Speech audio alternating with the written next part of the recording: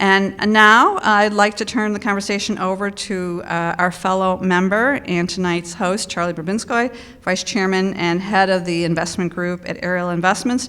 Charlie has done an outstanding job of putting on these programs and teaching us really for the past 13 years and taking us to places that we wouldn't have gone without you, Charlie.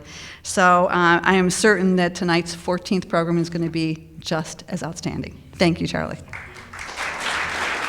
So I wanted to just, I was going to say that in these presentations I always try to give a very balanced presentation, and then people started laughing at me, and that was so outrageous that I had to acknowledge that I tend to have a point of view on some of these people. And so I wanted to just up front let those biases be known, because one of the things we're going to talk about tonight is that different people have very different perceptions of Ulysses S. Grant. In 1982, there was a survey of historians done. I think New York Times did the survey, but it was leading historians from around the country. They surveyed these historians and asked them to rank best president to worst. And Ulysses S. Grant finished second to last, ahead of only Harding. Recently, there was another survey done, actually in 17, and he had climbed up all the way to 21st out of 45. So he's clearly having a rehabilitation of his reputation. But there are people who have very strong negative feelings about this person. So just in terms of level setting, what I thought we'd do at the very beginning is I'm going to ask you to kind of assess yourselves and your views of Grant, maybe before you did this reading, before you started this program. And your three choices are, all in all, I had a more negative view of him than positive. All in all, I didn't have much of a view at all. All in all, I had a more positive than negative view. Okay, those are your three options. How many would say, all in all, I had a more negative view than positive? Okay, okay. All in all, I didn't have much of a view at all.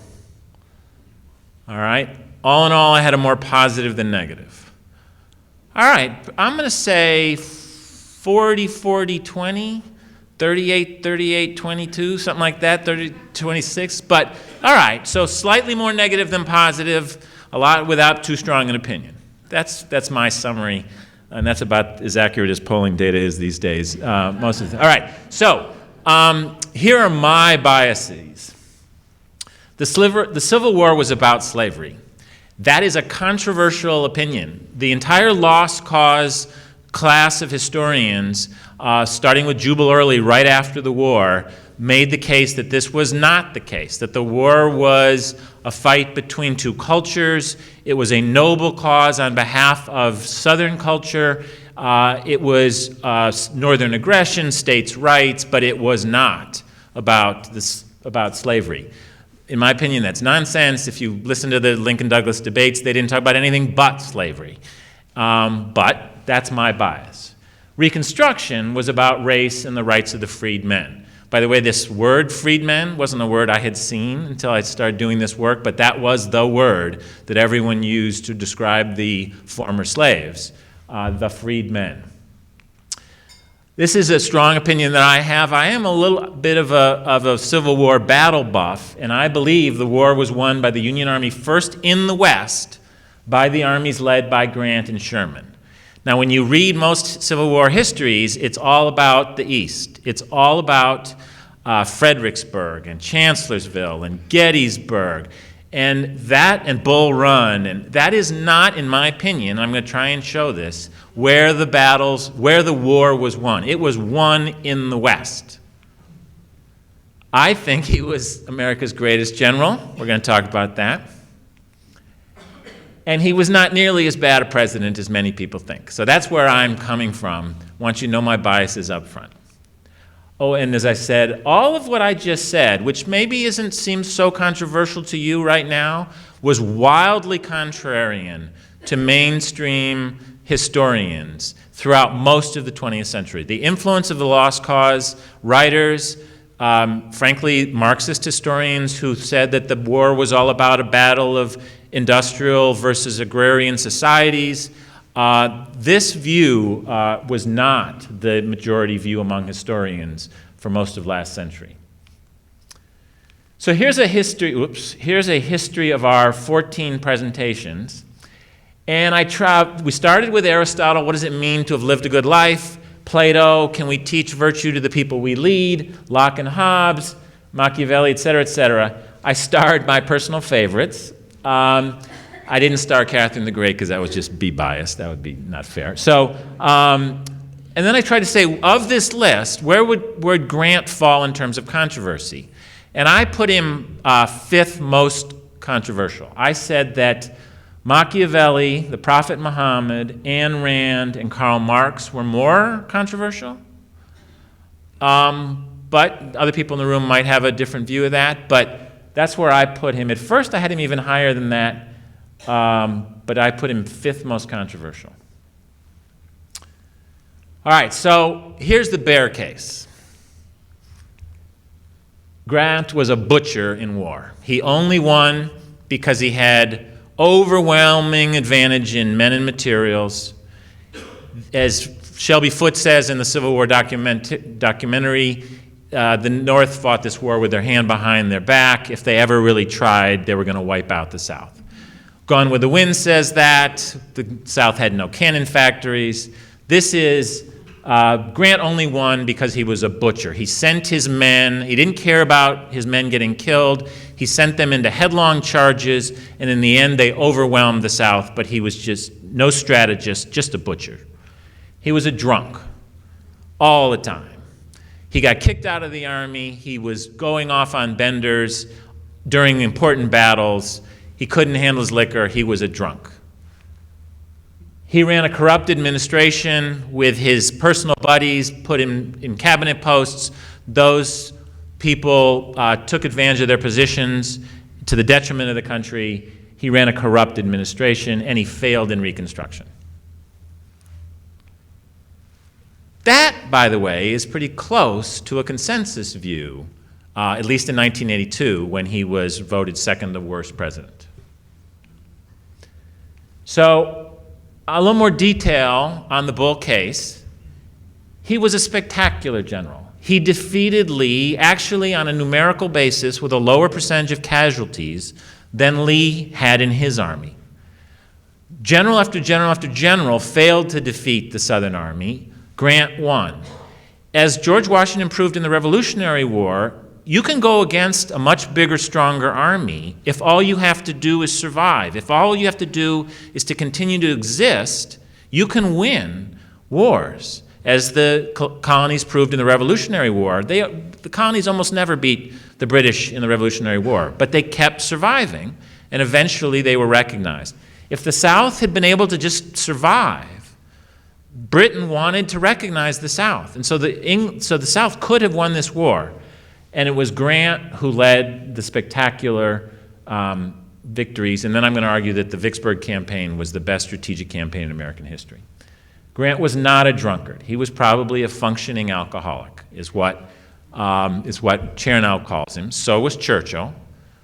And it is true that he couldn't handle his alcohol. He was small. When he graduated from West Point, he was 5'2", 125 pounds. Alcohol had a big impact on him. But he learned to control that impulse. And there are, in fact, no personal eyewitness accounts of him being drunk at any important time during the Civil War. And we're going to talk about this at dinner. This is going to be the focus of your conversations. Is I would argue, in the Bull case, is that he did all he could as president for the freedmen. That there were real reasons why he was not able to do more, but he did do all he could. All right. So in order to do this, grant justice, you've got to understand some basic geography, and we Americans are all terrible at geography. And I just want to point out, this is a point that a lot of Grant supporters point out right away. When Grant took Vicksburg and made the Mississippi River a Union highway, he cut the South, he cut the Confederacy in half. The Confederacy is 800,000 square miles. Almost exactly 400,000 square miles of which is west of the Mississippi. Almost all the beef that the Confederate Army ate came from Texas. All the sugar, lots of the crops came from west of the Mississippi. So Grant, when he took the Mississippi, cut the Confederacy in half. The second thing I want you to see, and then I'm going to do this in a couple of different ways. This arrow is pointing right at Fort Henry and Fort Donelson, which were on the Tennessee and the Cumberland rivers, were at a point where they were only 10 miles apart. And because within 100 miles of those two forts were 6 states, Illinois, Indiana, Kentucky, Missouri, Arkansas, and Tennessee, it was right in the middle of the action. So this was a critical part of the country where he had his first victory. So let's start getting into his life. He was actually, and I don't think, Donna, this was in the readings. I think it was only in the prep call. His name wasn't Ulysses S. Grant when he was born. It was Hiram Ulysses Grant, Hiram, Hiram Ulysses Grant. And the long story, I won't spend a lot of time on this, but when the senator had to apply for you to go to West Point, the senator put down his name on the application as Ulysses S. Grant. When he showed up at West Point, they couldn't change his name because Ulysses S. Grant had been admitted to the West Point. And so from that point on, his name was Ulysses S. Grant. His friends at West Point saw that and said, U.S. Grant, Uncle Sam Grant. His nickname became Sam for the rest of his life, at least after West Point. Okay, these are his parents, not exactly fun-loving. His father was a strict businessman. His mom was no-nonsense. His father was a tanner, ran a tannery, leather. In that business, you're taking the skins off of hides, a very bloody business, and Grant grew up hating the sight of blood. This is Grant's father-in-law and his wife, Julia. Colonel Dent, although that's an honorific, owned 29 slaves and really opposed the marriage from the first day. And Grant and Julia loved each other and kept at it and got married. This is one of the few pictures you ever see of Julia straight on. She had a very serious eye problem, and so you almost never see her. She tried to hide that by always having her picture taken in profile. And then these are 2 of Grant's children. Grant hated his father-in-law. So he's born in 1822 in Ohio. He's sent to West Point, as I mentioned. He's graduated in the middle of his class, 21st out of 39. He's an outstanding horseman at West Point, and that was important back then. A horse was the equivalent of a tank today. He was the best horseman at West Point. He graduated, as I said, in the middle of his class. Then he goes off, meets Julia Dent, marries, gets engaged to Julia Dent, and then the Mexican War starts up. He, like Hamilton, wants to fight, not write, but the general wouldn't let him fight and made him a quartermaster. And Hamilton originally hated this, but he learned the importance of logistics, how to get food to an army. And later on, that became a critical skill that he was actually better at than anybody else. But he did get into the battle. At the Battle of Monterey, he needed to get a very important message across the battlefield, and he rode his horse with bullets flying over his head.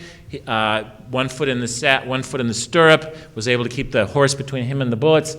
And then at the Battle of Mexico City, it should say, he found the highest point in the city, which was a church, knocked down the front door, managed to get a cannon up to the top of the steeple, and started shelling the Mexican army, which was a really important event in that battle. The Mexicans surrendered, and the U.S. won the war.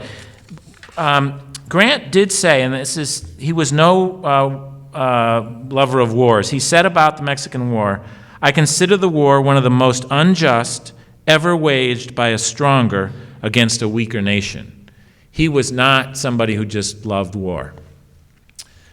All right, so after the Mexican War, he's sent off to what was then the Oregon Territory, and it was a very dull, boring place. Julia couldn't come with him. He was on his own, and he started drinking. And he did not drink well.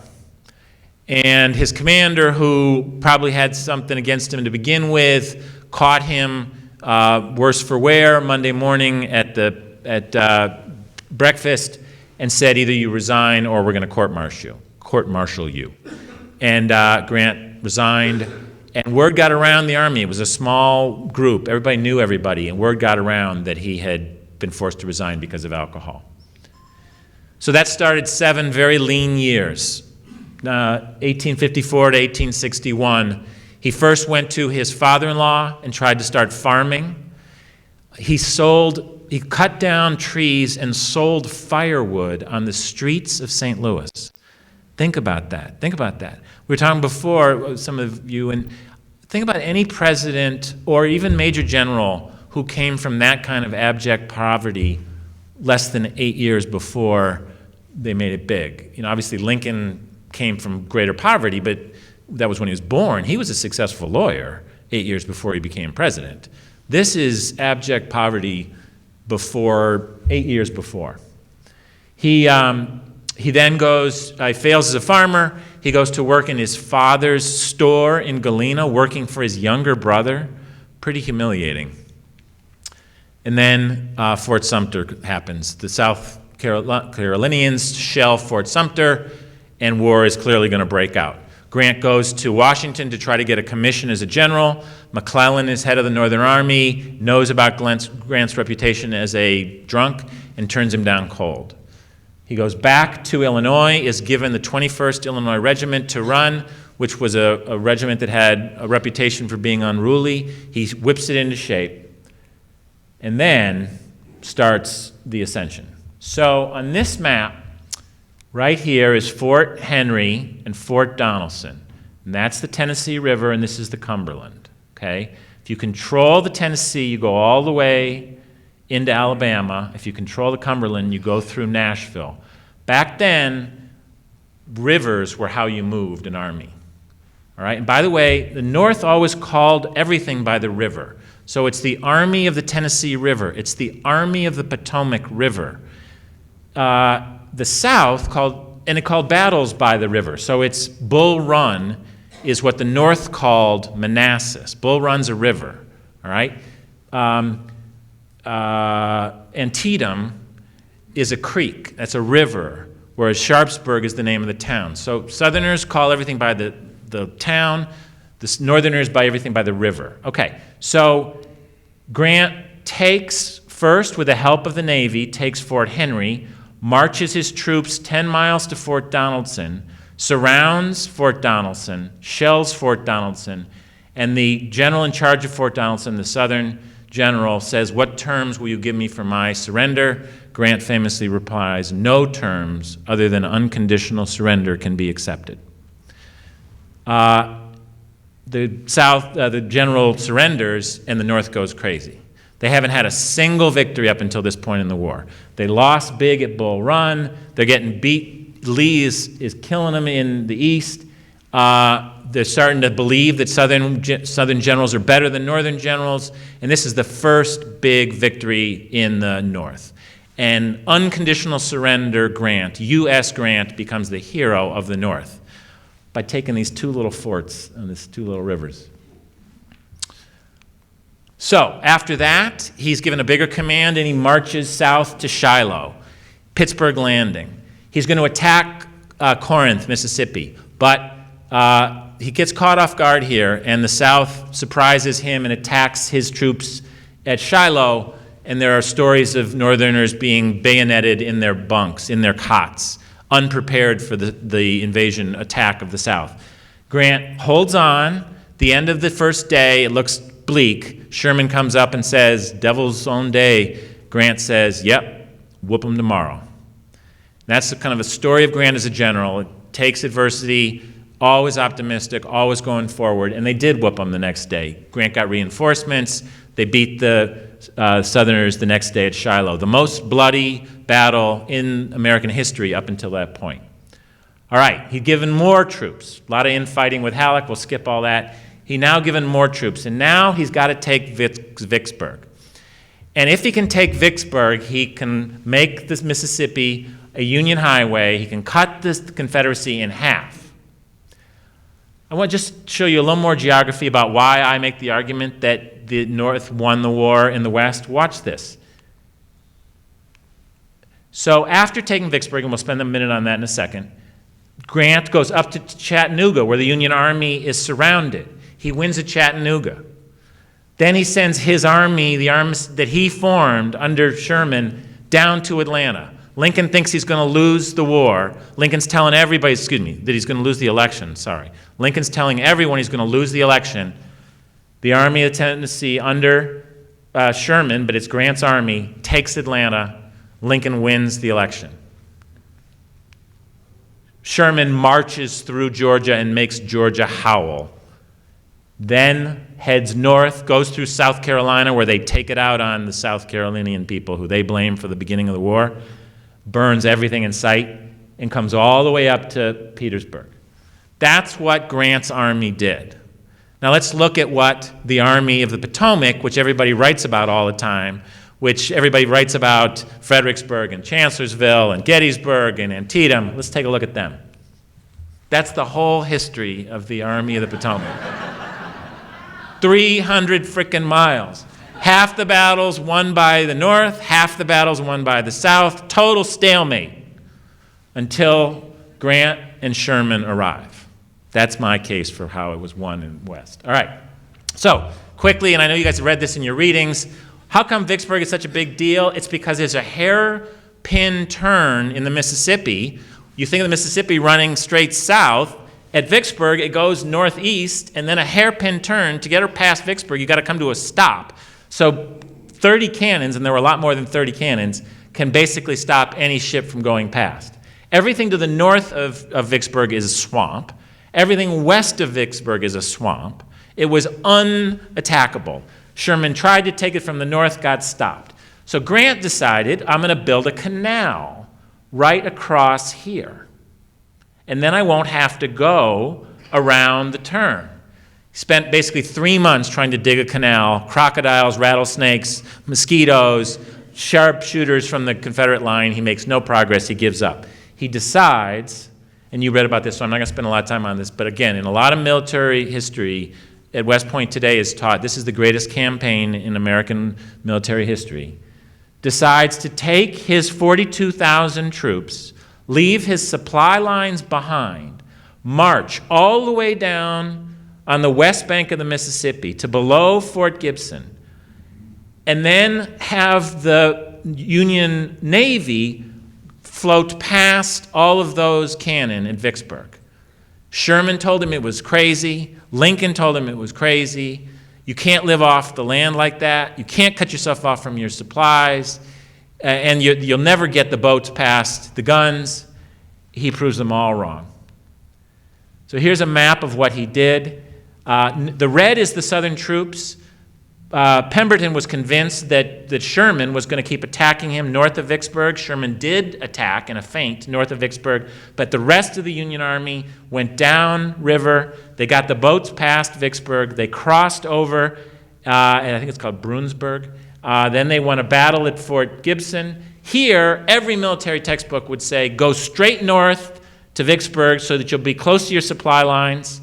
Grant says, nope. We're going to live off the land, and he attacks Jackson, which is the capital of Mississippi, defeats Joe Johnston's 6,000 troops at Jackson, then turns west and beats Pemberton's 23,000 men at Champion Hill, forces Pemberton back into Vicksburg to a siege that ends on July 4th.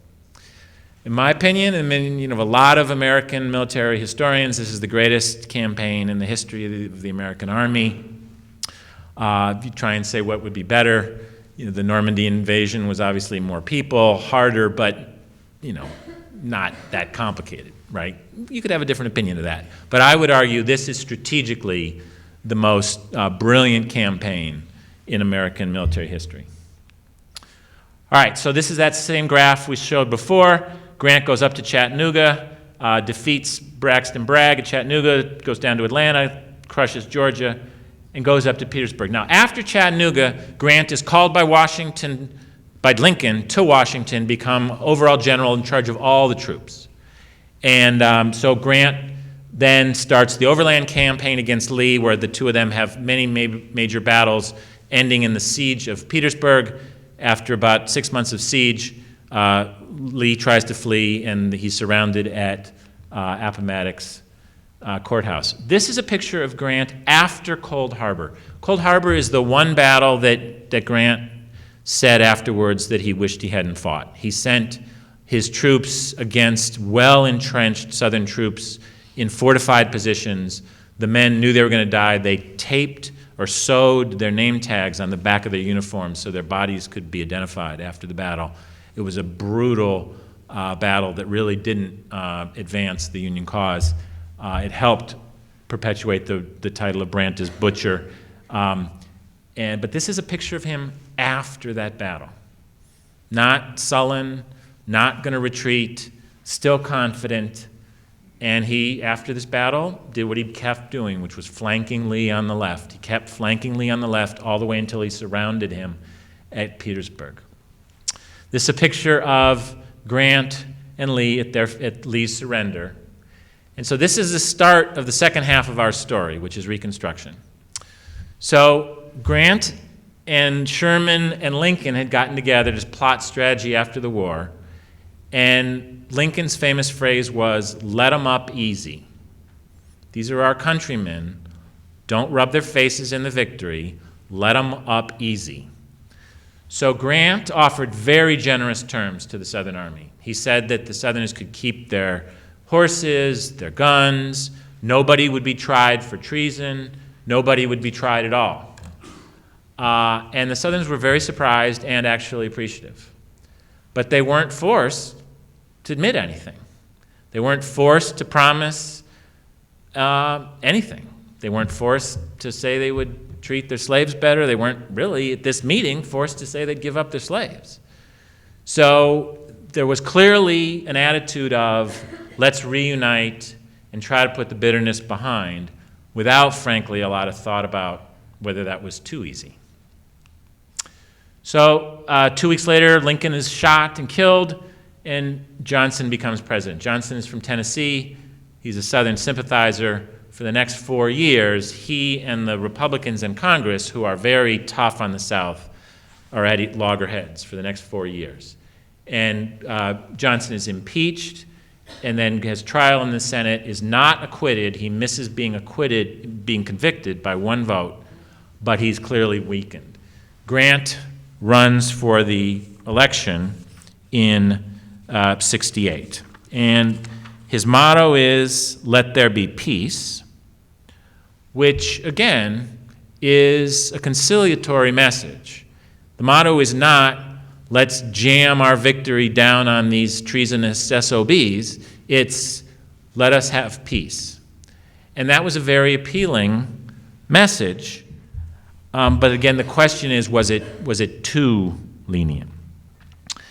So Grant won the election. He very slightly won the popular vote.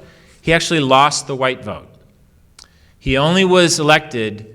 He might have been able to win the Electoral College with just the white vote, but he lost the white vote on a popular vote basis. Over 600,000 African Americans, freedmen, voted for him in the first election.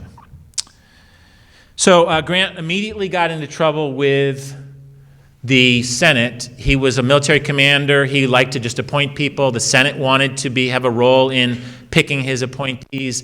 Grant just put people he trusted in charge, and the Senate got angry at him. And then the trouble really started in the South. The South was an occupied territory at this point, 5 different military districts, and there were all kinds of negotiations about what the terms would be for these southern states to come back into the Union. Originally, the Klan was formed as a social society of Southern generals, Nathan Bedford Forrest on the left, who is Forrest Gump's namesake. A lot of you know that trivia, right?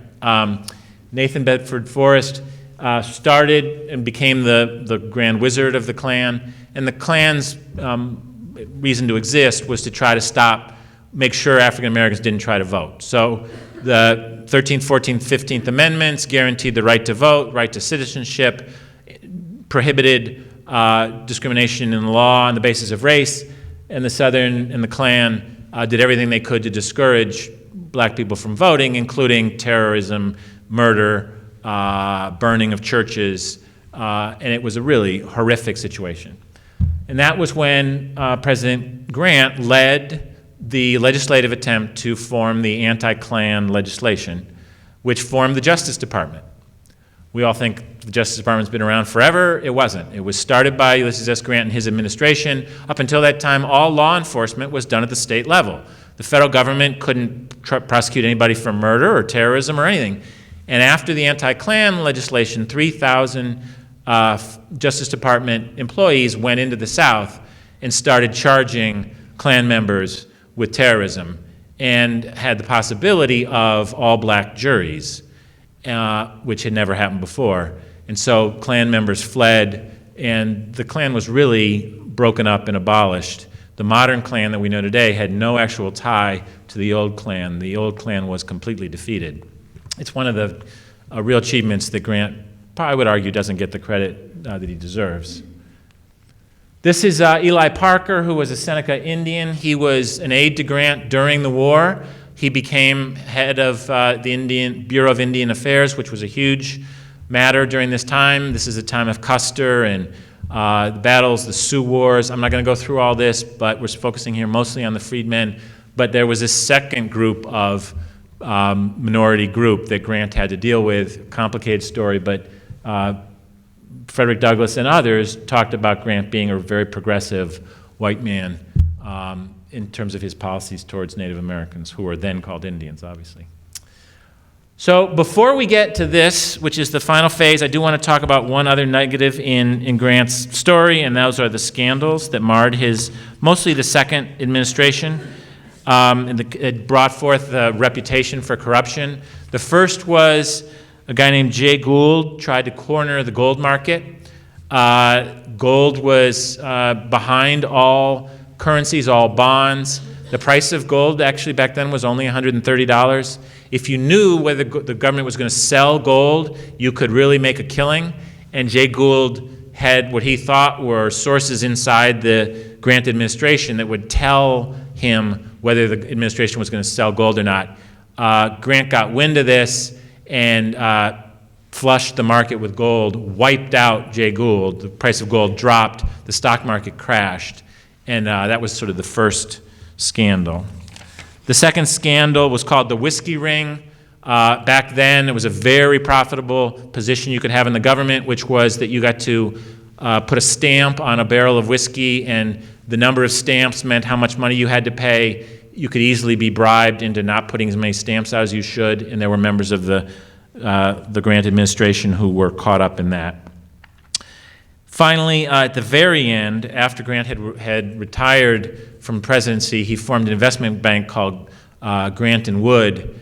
It really became a Ponzi scheme. He had very little to do with running the bank, which probably is not good in and of itself since his name was on it, but he let this associate, this young superstar Wood, run the investment bank, and it was little more than a Ponzi scheme. He would take in deposits and not really lend them out, and the assets ended up being worth nothing, and Grant was wiped out. All right, at the very end of his life, he was, because of that last bankruptcy, Grant was bankrupt, close to bankrupt, and he got cancer of the throat. He had smoked cigars his whole life, a lot of cigars. And this is a picture of Grant writing his memoirs longhand in a race against cancer to finish them so that this book would be done so he could take care of his family. He originally he had a deal from a publisher that was a lousy deal. Mark Twain heard about the deal and said that's ridiculous and offered him a much better deal and ended up publishing Grant's memoirs. When they were finally published, they ended up being the best-selling book of nonfiction up until that point in American history. Not as much as Uncle Tom's Cabin, but of nonfiction. And Grant's family did fine thereafter. Many, many, many people would consider Grant's memoirs to be one of the finest memoirs written by any American. I highly recommend it, as John Rowe did. The writing is just incredibly crisp. Some of the excerpts from it in your readings come from it, and it's just wonderful, wonderful writing. So this is what Frederick Douglass said. He said a lot of really great things. This is just one of many, many quotes about Grant from Frederick Douglass. He said to President General Ulysses S. Grant, "More than any other man, the Negro owes his enfranchisement and the Indian a humane policy. In the matter of the protection of the freedmen from violence, his moral courage surpassed that of his party. Hence his place at its head was given to timid men, and the country was allowed to drift instead of stemming the current stalwart arms." So what he means by this is at the end of the Grant's term, Rutherford B. Hayes ran against Tilden. Tilden's policy, a Democrat, was to call an end to Reconstruction, let the South do whatever they wanted, and Hayes and Tilden had a very, very close vote. The Electoral College was essentially tied. And they reached a compromise, which was Hayes, the Republican, would be named president, but they would call off Reconstruction. And that was the end of Reconstruction. And that's really what Frederick Douglass here means when he says that he handed off the party to a weaker group. All right, so your job, should you choose to accept it, is to debate in your dinner whether Grant was America's greatest general. Here are 6 alternative choices. Robert E. Lee, George Washington. On George Washington is general, not person, not president, not founder of our country, general.